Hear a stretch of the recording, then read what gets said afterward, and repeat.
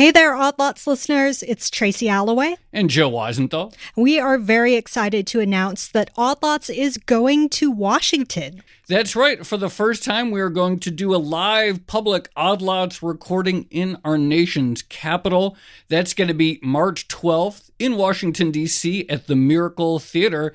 And guests will be announced in the coming days. But in the meantime, you can find a ticket link at bloomberg.com/oddlots. Bloomberg Audio Studios. Podcasts, radio, news.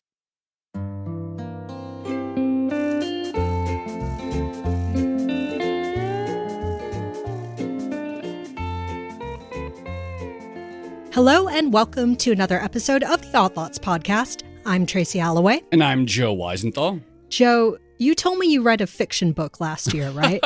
Just one. No. I read it. So I read too much nonfiction, like a lot of dudes. I think nonfiction is very bro-coded. My goal for 2025 was to read at least one novel, and I did it. I already satisfied my goal. It's not even the end of January yet. So back to reading random history and philosophy and all that stuff. Very, very ambitious. Your Thank one you. Fiction book. Can I make a suggestion Please. for another fiction book you should read? Please. So there's a book by Margaret Atwood called Oryx and Crake, and it's sort of a sci-fi thing, Okay. but I think about it quite a lot nowadays because she has this vision of society in the future. And in that society, companies are the most important part of it. It's not about countries anymore. It's all about what company you work for. And the companies are kind of the ones providing all the social services like healthcare and housing. Basically, you're a citizen of a company instead of a country. And I kind of think about it a lot because I feel like we're sort of moving in that direction where companies are becoming more powerful. They're becoming more interesting in many ways and more important to society than ever. I'm looking it up right now. I hadn't heard of it. It came out in 2003. Maybe at that time it was sort of seen as futuristic. But in 2025, it does not even sound futuristic or controversial at all. And we could go on about what that means, but I just basically accept the premise that that's true now in 2025. Okay, great. So you have your second fiction book to read. But the reason I bring it up is because I think we should do more on the stories of companies in general. And so I am very pleased to say that we do, in fact, have the perfect guests to discuss this. I'm very excited about this. I'm a fan of their podcast. Lots of people are fans of their podcast. We're going to be speaking with Ben Gilbert and David Rosenthal, the co-hosts of the Acquired podcast. So Ben and David, thank you so much for coming on Odd Lots. Thank you. Great to be here. Us. Thanks for having us. All right. Wow. Maybe Tracy, I love that intro. Margaret. Yeah, it was so good. What a career she's Tracy. had. Oh, thank you. Oh, my goodness. Tracy and I were talking about who should start this one. And I was like, Tracy, you do it. And I was much better than what I would have done. Well, thank you, everyone. That's very nice. Ben and David, maybe give us the elevator pitch for the podcast just before we begin. Well, Acquired is a 10-year-old podcast that started, like many company journeys, in obscurity with nobody listening and slowly doubled year over year over year. We can't is relate. now. Exactly. I bet. We're now fortunate to be one of the top few, often the number one tech podcast on Apple and Spotify, which is a little funny because we study these companies that are very often not tech companies now. Yeah. But we look at companies like Tsmc and Mars, the company behind M&M's, Ikea, Meta, Hermès, Costco, and we really try to, through conversation, David and I tell the entire history of the company from founding to today, analyze it, and really try to answer the question, why did the company that we are studying work and work at such extreme scale? And Tracy, it's the reason we do it is literally just like you said, the institutions that these companies, the biggest companies, around the world have become are, they're quasi-governmental at this point. You could make an argument they're more important than government. Somebody said to Ben a few months ago when talking about Acquired, in 200 years, I don't know if people are going to know the name Joe Biden, but they're sure as hell going to know the name Mark Zuckerberg. And we're like, whoa, that's a crazy idea, but might be true.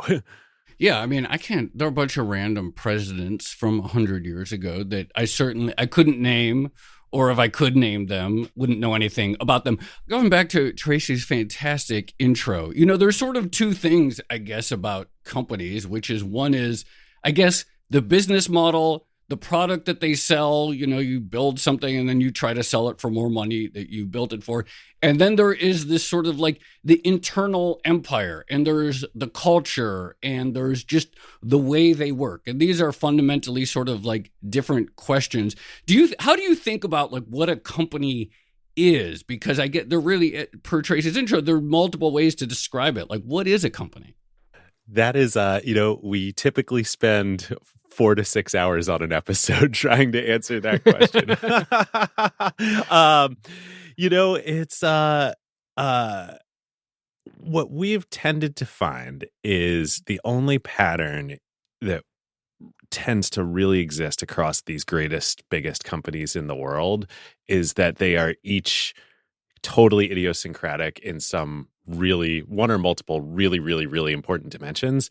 And so I think I would say, for those incredibly successful, institutions of our time, what they are is they are something unique that no other institution, company, corporate, governmental, otherwise can.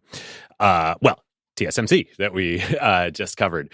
We just interviewed the founder, Morris Chang, in Taiwan, which was an incredible experience. They make all the leading edge chips in the world. So, to the extent that compute is important in our world, like all of it flows through TSMC. There is nobody else in the world that has the capability to make the incredibly powerful chips at the leading edge that they do. I think our episodes tend to hinge on this question: in what way is this company singular? Because nothing gets to $500 billion, $1 trillion scale without being the only one that can do X. And in TSMC's case, they're the only company that doesn't ever compete with their customers. They're purely a foundry. They are not also a chip designer, and they're the only ones capable of doing what is the current technology generation 2 nanometer process, the most sophisticated leading edge chips. And almost every big company you look at that has been successful over a long period of time or reached outlier status is singular in some way like that. Yeah, and TSMC, it's wild because of that. That is the only thing that matters. There they are in this, island nation of, depending on who you ask, disputed sovereignty. It's insane. There's something like 6 or 7% of the country's GDP and I think 15% of the stock market, of the equity value of companies in the country. Yet it exists. And yet the world order, at least thus far, has reorganized itself around it. So the way I kind of think of your podcast, the analogy that I use is you're the business equivalent of Dan Carlin's Hardcore History. Like, these are long episodes where you are digging very deep into the profile of a particular company. But as you mentioned, you also do interviews, or you weave interviews into your company profiles. And you just did that one with Morris Chang, the TSMC founder. One of the things that really surprised me in that interview was he said he never fired people and never did performance reviews. What did you guys think of that? It's really interesting. So David and I got to read an unauthorized translation of his Chinese-only memoir to prepare. And he went into sort of great length in the memoir explaining the philosophy. And the idea is that performance reviews are entirely separate from the idea of who should get laid off if there's a layoff. Performance reviews are specifically about coaching you on how to be a better employee for the company next year, so both the employee and the company benefit. If there is a layoff, there should be an entirely different way of determining where we need to trim to cut budget versus looking at people's performance reviews. And Morris goes so far as to believe that in his industry with his business model, you should actually never lay people off. And I think that comes from the fact that, A, if you believe the economy or your industry is going to turn around within 12 or 18 months, it's not actually worth it to lay people off, pay a whole bunch of severance, need to hire people back, need to retrain them. But the other big part is Moore's law marches on. Yeah. And so if you believe in Moore's law, you will always need more. Yes. And you'll need more people, you'll need more machinery, you'll need more capacity. And the semiconductor industry is so cyclical that part of the way that he believes you can kind of avoid these huge gluts and then, bubbles, basically this boom and bust of the semiconductor industry, is to sort of behave less in this whiplash-like fashion where, oh no, there's a little bit of an asset bubble and, stocks are in a drawdown, so we need to lay off people. Oh my God. And I think he sort of blames layoff as a piece of the massive cyclicality of the industry. Yeah, and he had a really scarring experience around this back when he was at TI, Texas Instruments. So, the crazy thing about Morris, he didn't start TSMC till he was 56 years old. He's not Taiwanese. He was born in China, but then became an American citizen. He had a whole incredible career in the semiconductor industry in America long before starting TSMC. He ran TI's semiconductor group. And before Intel, and really which for you might chuckle about, like TI semiconductor right. group. They make those calculators for high school students, right? But before Intel, and for the first 10 years of Intel's existence, they were the pipsqueak, and TI was the semiconductor giant, and Morris ran the semiconductor division at TI. And at some point, part of how they really lost the crown to Intel was that corporate, the CEO decided we need to have a layoff, for whatever reason, gyrations were going on in the stock market or whatever. They ended up, as a result of that, I don't know if they're directly laid off, but as a result, the MOS team, MOS, metal oxide semiconductor, some of the sulfate. I'll look it up while you talk. Yeah, which was sort of the next generation of silicon. That team within TI left the company, started a new company called MOSTech, and then anybody who knows anything about semiconductors knows, MOS was the key technology that Intel leveraged and really helped expand Moore's Law. And TI just totally missed out on that because they, parted ways with this really important group. And who knows what's going to be really important in the future. So this actually gets to something that is a very recurrent Odd Lots theme. And of course, when I described what companies are sort of in the theoretical sense, one thing I didn't mention is their preservation of collective knowledge and memory, right? So TSMC may be the best in the world at producing chips, but there is no individual at TSMC that knows how to build chips, right? It's a collective process, and there's no one person that stores it all in his head and just can walk across. And you see this in the failings of certain American manufacturers. They do have these layoffs, and then they're out of practice and they get rusty. And we talk about it a lot in the nuclear industry and in the plane industry, et cetera. Talk to us, maybe TSMC, but also other examples of the company as this sort of knowledge preserver. Totally. Well, TSMC is so vivid in our minds right now because we just were there and we toured the science park, Hsinchu Science Park in Taiwan, where not only TSMC, but the whole semiconductor ecosystem is located. MediaTek's there, ARM's there, Apple's there. It's Cadence, all Synopsys, of Qualcomm. Yeah, it's all right there, right together.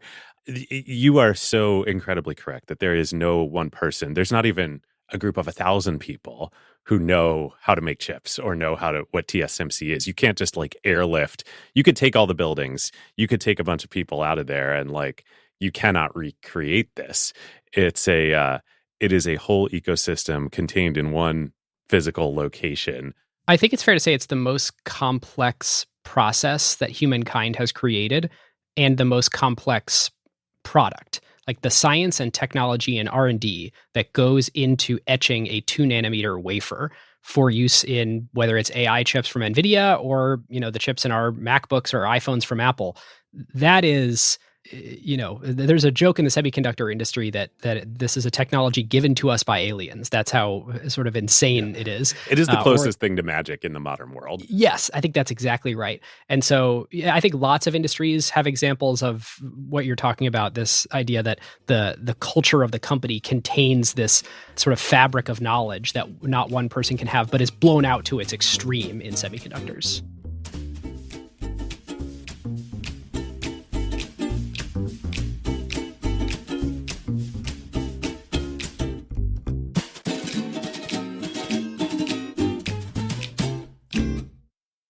So if we agree that companies are sort of collections of institutional knowledge, more broadly, I guess I'm wondering, how much of a role does management play then? Are there instances that you've studied where management has made a real difference?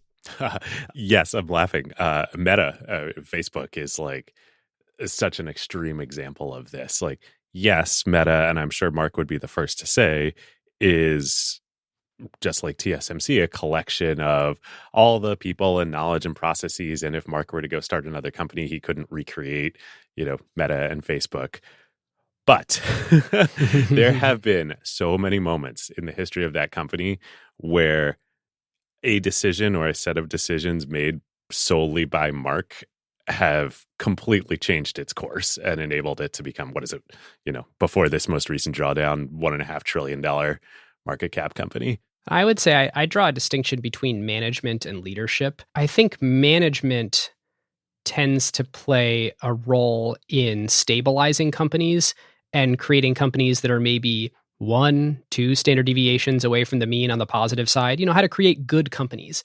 And leadership is how to create great companies. These founder-led companies, Jensen and Mark Zuckerberg and Forrest Mars, and in the case of the M&M's, Snickers Candy Corporation, Bill Gates in the case of Microsoft, Dee Hock in the case of Visa. These are people that are visionary, that have an idea of the way the world should work. John Collison has this great quote that when you look around, the world is a museum of passion projects. And I think it's the leadership of these like true visionaries that, when they first started, you didn't know for sure they were going to be right or not. But in hindsight, it was their leadership, their stubbornness, their stick-to-itiveness, and their insistence that their way of arranging the world around them was correct that ended up actually shaping the world and creating the biggest companies on earth. I have a question. Since you started off by talking about performance reviews, and here's something that I think about sometime, which is that let's say you have like a Mark Zuckerberg starting Facebook in his dorm room, or a Larry and Sergey and Google in their garage, and they have this cool technology and they're growing. And then it's eventually they hit a point where someone comes to them and says, you know what, we really need to like write an HR manual. We really need to like come up with all this stuff. And I think about myself, that would be the point where like, you know what, I'm selling the company. I hate dealing with like... Joe hates paperwork. I hate paperwork. I don't want to like write a manual. I don't want to start having performance reviews. I don't want to like come up with all these like HR policies. This sounds like a headache. I'm curious though, like, because you talk about these visionaries, how do they sort of accept the fact that as they get bigger, certain aspects of bureaucracy, which they probably find kind of annoying too, are sort of must-haves with scale?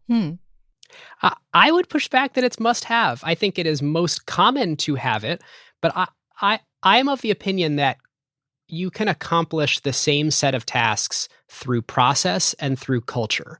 But they all have it, right? They all have rules. They all have like manuals. I mean, eventually, like they all have a HR department and they have specialization, all that stuff. 100x more than others. Like you look at NVIDIA, and I honestly believe this is true from speaking with Jensen, from interviewing him, from speaking with a number of directs, from spending time at headquarters. It is a pretty unstructured environment with comparatively few people. I think what's NVIDIA's headcount, David? Something in I don't know. Compared to the other tech giants, 5 to 10x less than the other big tech companies. Way less process.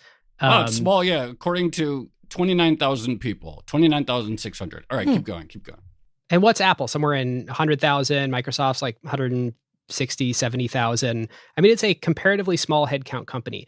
And I really do think you can accomplish tasks through incredibly strong culture or process. And usually it's the sum of both, but it's always interesting to see which companies are able to lean much more heavily on, you would just never violate some tenet of our culture, and therefore we don't need rigid process around it. And it's funny, it's not, you can kind of go one way or the other or somewhere in the spectrum. So with Jensen and NVIDIA's case, clearly that's how he loves to operate.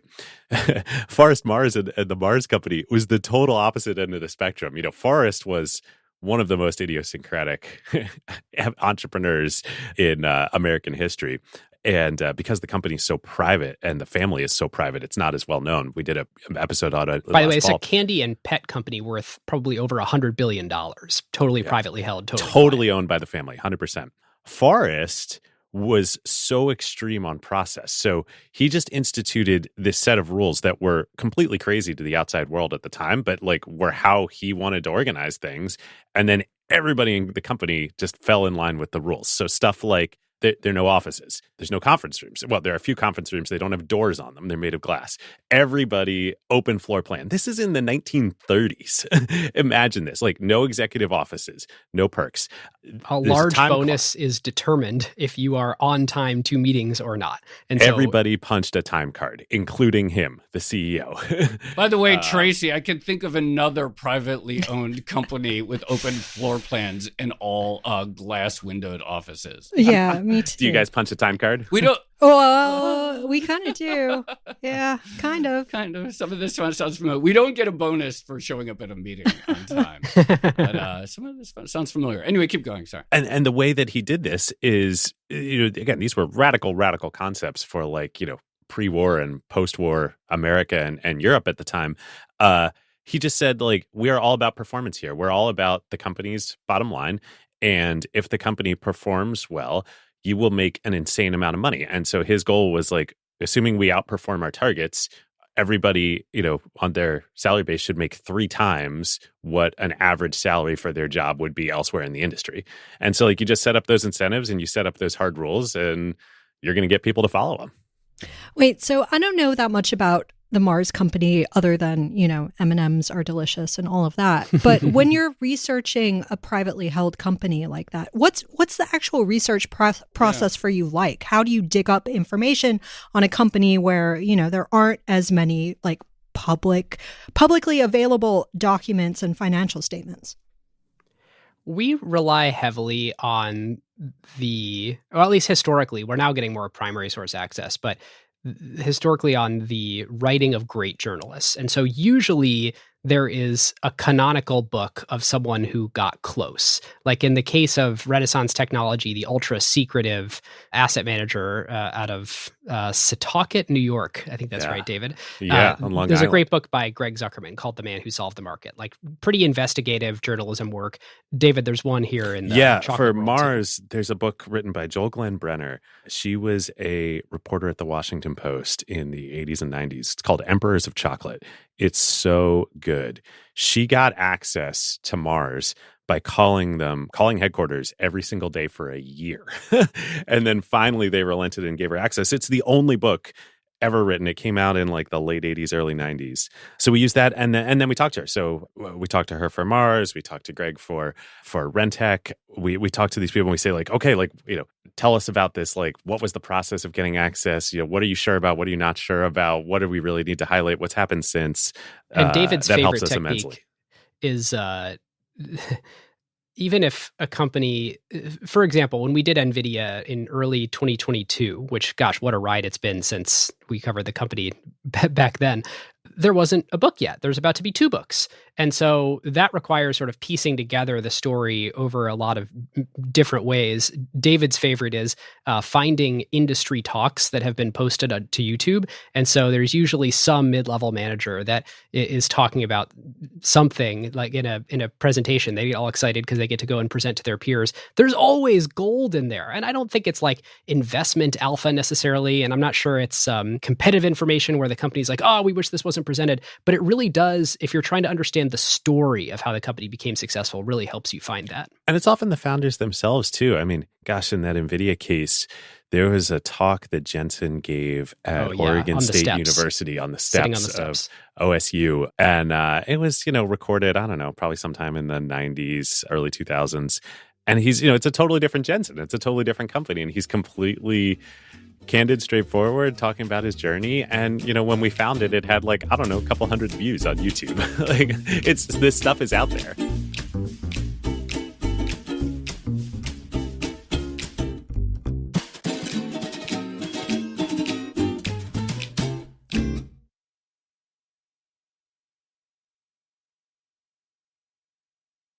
There's an obsession among a lot of investors with the idea of founder-led companies, and that's really exciting. Someone who's still there, who still has that original vision. But, obviously a lot of companies are just too old to still be founder-led, or companies thrive through multiple CEOs, regardless.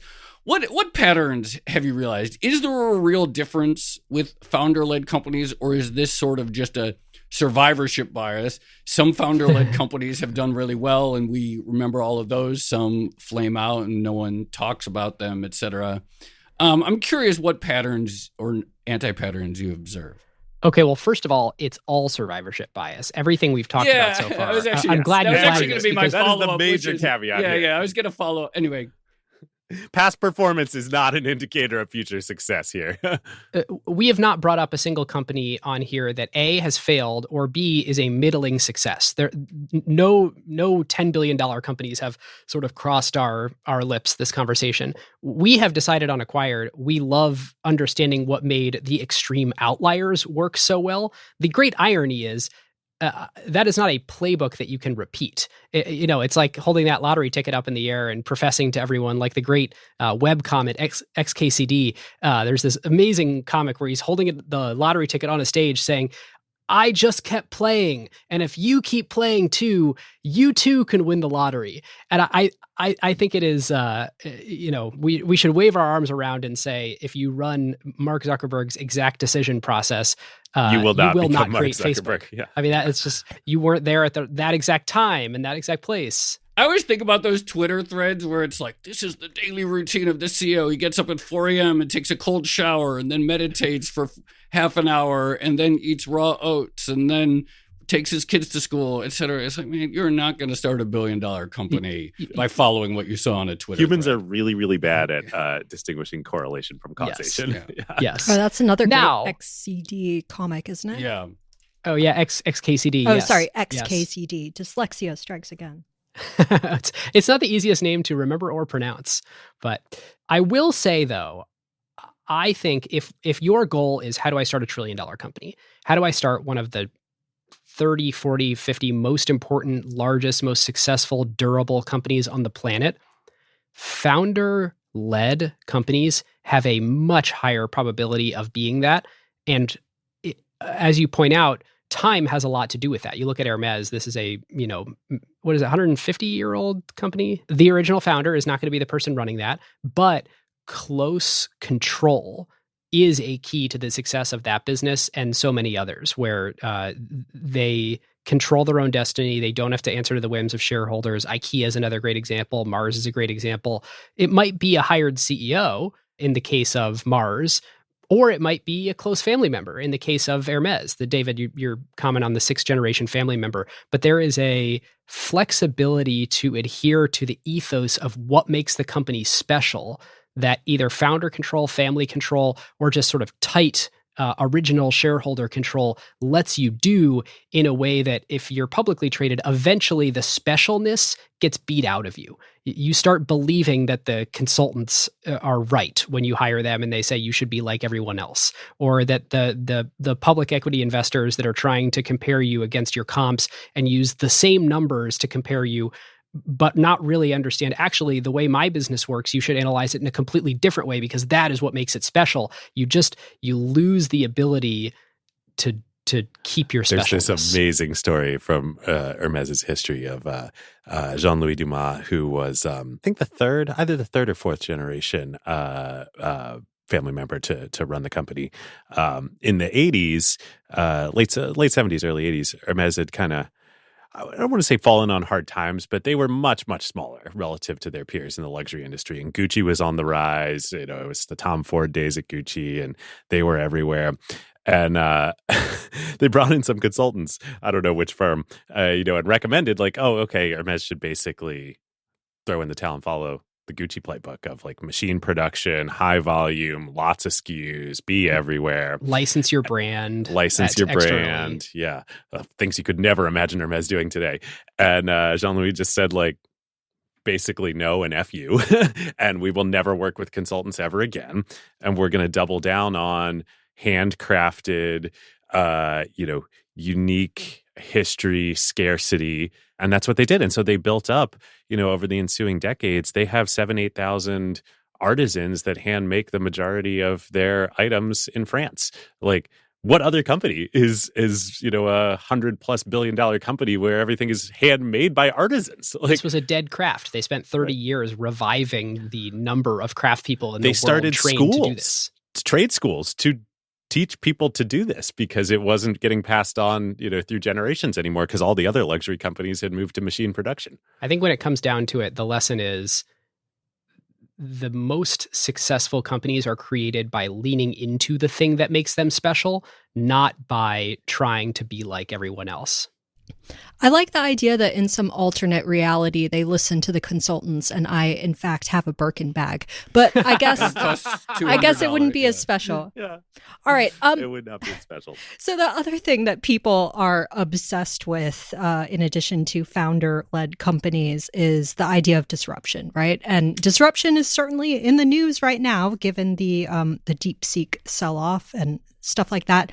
And Joe and I recorded an interview with Howard Marks a little while ago. And one of the things he talks about is how there's no guarantee that the big or best companies of today are going to be around forever. So if you go back and look at some businesses that were big in the S&P 500, like back in the 60s, they aren't there anymore. So names like Kodak or Avon, remember the Avon lady?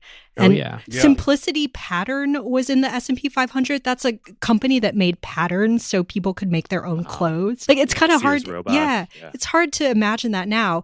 But in the podcast, you're discussing successful companies, but how do you view, I guess, a company's longevity? Like, what factors determine whether a business is sustainable for decades versus being just a flash in the pan? It's funny. Not only is this a great question, it's actually the most important question, because if, let's say, something compounds at a fixed rate, and let's even say that rate is low, it's a 5% per year growth company. What actually matters is your growth in years 28, 29, and 30 on a 30-year horizon. How long you're going to compound for.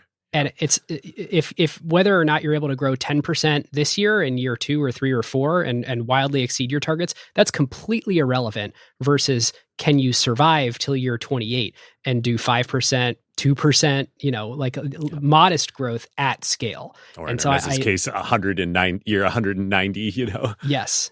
And we've experienced this at Acquired. It's the craziest thing that, last year we grew from 500,000 listeners to 1 million listeners. Okay, it's 100% growth. That is high growth were we a public company. It's kind of like middling pathetic growth if you are an early stage startup. And yet the fact that it happened in our 10th year is actually the thing that matters. I wouldn't have cared. I would take that over growing at 800% in year 2 any day. And so you're getting at the core ethos of like what really matters when you're creating something very valuable in the world is the out years of the compounding. Now, to actually answer the question, David, you look like you've been thinking about it. I love what you did there, man. You do the setup, and then you're like, oh, so the really hard thing that, like, if you actually knew, you would probably be the greatest investor. I'm going to remember that for this podcast. Be like, Joe, you look like you have something to say. Oh, boy. I think it's, every company, without fail, I mean, look at this DeepSeek crisis right now, is going to face crises. On some, irregular pattern, you don't know when they're going to come ever X many years. But like, if you're in business long enough, you will face crises. I mean, we have faced crises with our little 2-person company here.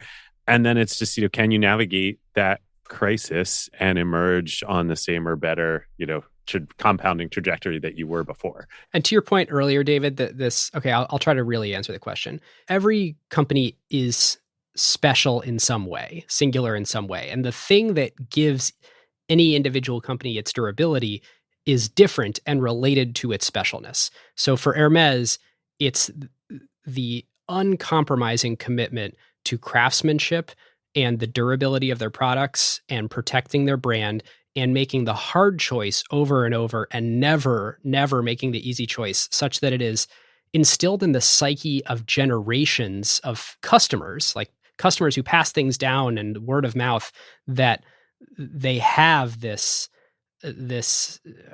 extreme premium luxury associated with their brand that, if they made little trade-offs like, ooh, let's juice the price, let's raise Birkin bag prices 50% this year, or let's have a whole bunch of these get made in this machine that kind of looks saddle stitch but isn't saddle stitch.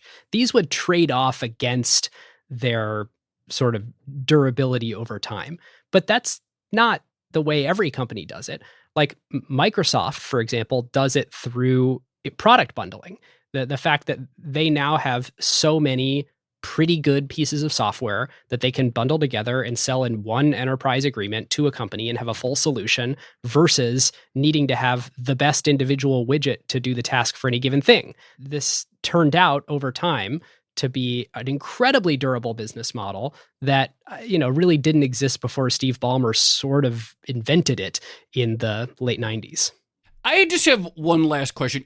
Obviously, if you're talking about the great, and this is something that we talk a lot about on the show, but if you're talking about the great companies today, there are great companies in luxury, there are great companies in pet food and candy, but the vast majority of them are going to be big tech giants. Those are the biggest, most successful companies in the world.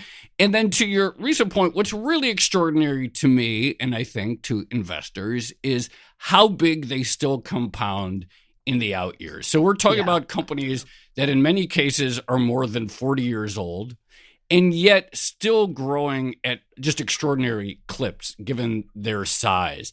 Is this truly sort of ahistorical?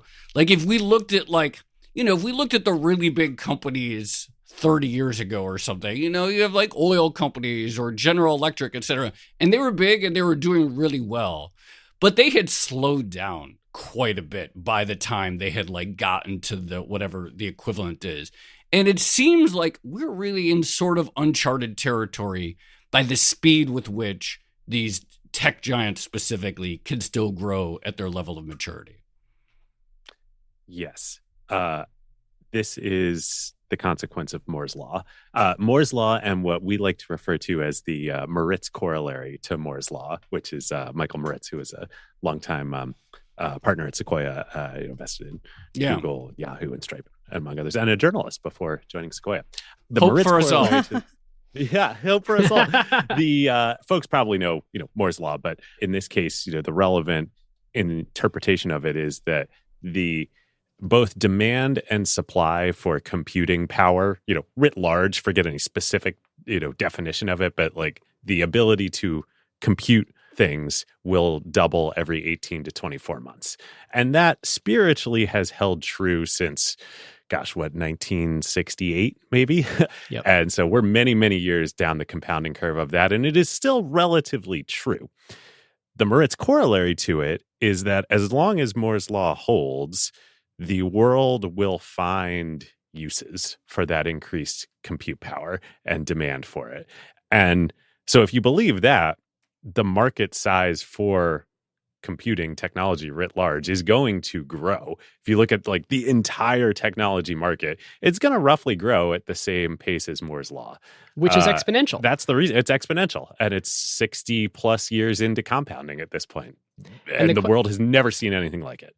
And so I think if you take big tech writ large, it probably is true that big tech will continue to get bigger than ever because the market cap of technology companies in sum will continue to follow the Moore's Law curve. However, I think it's a little bit disingenuous because every 10 years or so, we have a new entrant to big tech who is surfing the wave of the most recent new market created by Moore's Law. Exactly. And so whether it was mainframes or mini computers or the PC or the internet or mobile or AI, like each one of these brought one or two or three brand new entrants. And we sort of liked that we called them FANG and then we called them Mama and now we call them the Magnificent Seven. But like these are actually different companies. And NVIDIA was not a part of the conversation even 3 years ago. Can you give us a scoop and maybe tell us what you're working on next? David hinted to our listeners. What was your specific hint? A different type of TikTok. Not that kind of TikTok. Yeah, we do little hints on our emails when we release episodes. We do a little riddle of what the next episode is going to be. Yes, a different type of TikTok is our next episode. But we've got some watch big company. It's Rolex. Yeah. It's Rolex. Rolex. That's my guess. Yeah. Okay. All right. Well, Ben can and speculate. David, that was so much fun. Thank you so much for coming on Odd Lots. And yeah, everyone go listen to Acquired and Odd Lots. Listen to both of us. Oh, we should say, way back 4 years ago when we first did our TSMC episode, there was a great Odd Lots that we both listened to. That was an with interview. Tim Philbin. Yes, with Tim to talk about TSMC and. In particular, I think it was the relationship with Tsmc, the Chinese competitor. Thank you. Love Odd Thank you Lots. so much. Thank you so much for having us on, and thanks for being a part of our research process. Aw, that Happy was to so help. much fun. Thank Yeah. you.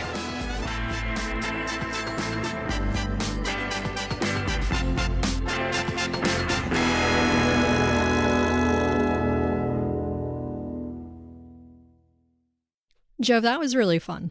Well, I love talking to other podcasters. It's I know. so easy. It's very easy I because know. you can kind of just let them But, talk. I know they're really good at it. That was really fun. I like the point, the sort of acknowledgement that like it's fun to listen to these stories of amazing outliers, but none of their playbooks are going to work for you, probably. Right. Well, here's where I almost think that looking at corporate failures, like bad Yeah. businesses, is kind of more useful in some senses. Yeah. Because if you're trying to identify, things like survivorship bias and other heuristics that we might all have in our heads, you kind of need to look at where people failed as well as where they succeeded.